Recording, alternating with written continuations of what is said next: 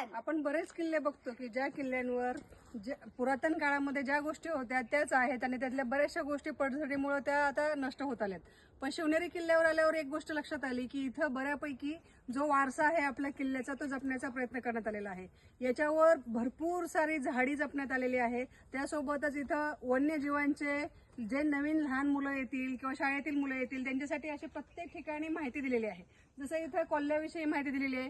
कोल्हा हा एक निशाचर प्राणी आहे, म्हणजे तो रात्री जास्तीत जास्त आपल्याला फिरताना किंवा त्याचं खाद्य शोधताना दिसतो.